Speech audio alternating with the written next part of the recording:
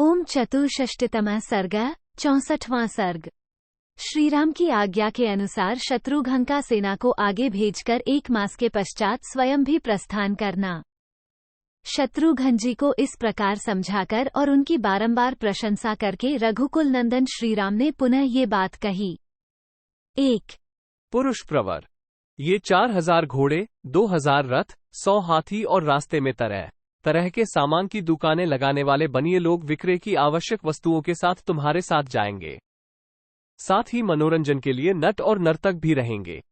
2-3 पुरुष श्रेष्ठ शत्रुघ्न, तुम 10 लाख स्वर्ण मुद्रा लेकर जाओ। इस तरह पर्याप्त धन और सवारियां अपने साथ रखो। 4 इस सेना का भलीभांति भरण पोषण किया गया है। ये हर्ष तथा उत्साह से पूर्ण, संतुष्ट और उद्दंडता से रहित होकर आज्ञा के अधीन रहने वाली है।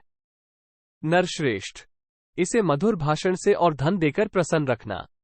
5 रघुनंदन, अत्यंत प्रसन्न रखे गए सेवक, समूह, सैनिक जहां जिस संकट काल में खड़े होते या साथ देते हैं, वहां न तो धन टिक पाता है, न स्त्री ठहर सकती है और न भाई बंधु ही खड़े हो सकते हैं, अतः उन सबको सदा संतुष्ट रखना चाहिए।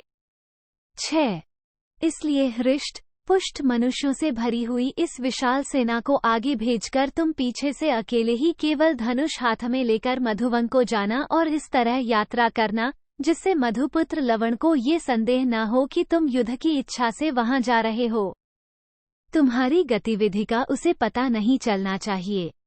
7-8 पुरुषोत्तम, मैंने जो बताया है उसके सिवा उसकी मृत्यु का दूसरा कोई उपाय नहीं है, क्योंकि जो भी शूल सहित लवणासुर के दृष्टिपथ में आ जाता है वह अवश्य उसके द्वारा मारा जाता है। 9 सौम्य, जब ग्रीष्म ऋतु निकल जाए और वर्षा काल आ जाए उस समय तुम लवणासुर का वध करना, क्योंकि उस दुर्बुद्धि राक्षस के नाश का वही समय है। 10 तुम्हारे सैनिक महर्षियों को आगे करके यहाँ से यात्रा करें, जिससे ग्रीष्म ऋतु बीतते वे गंगा जी को पार कर जाएं।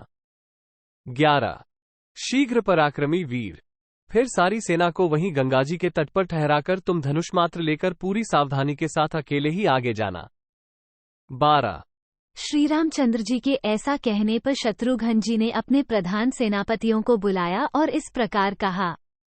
13 देखो, मार्ग में जहां जहां डेरा डालना है उन पड़ावों का निश्चय कर लिया गया है। तुम्हें वहीं निवास करना होगा।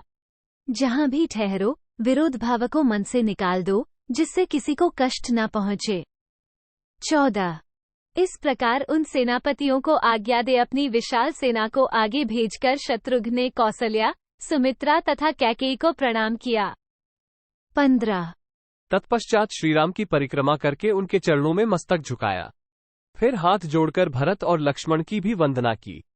16 तदनंतर मन को संयम में रखकर शत्रुघ्न ने पुरोहित वशिष्ठ को नमस्कार किया, फिर श्रीराम की आज्ञा ले उनकी परिक्रमा करके शत्रुओं को संताप देने वाले महाबली शत्रुघ्न अयोध्या से निकले।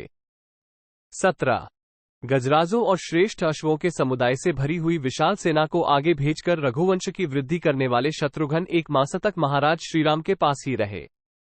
उसके बाद उन्होंने वहां से प्रस्थान किया। 18 इत्यार्षे श्रीमद् रामायणे वाल्मीकि आदिकाव्ये उत्तरकांडे चतुष्षष्टितमः सर्गः 64।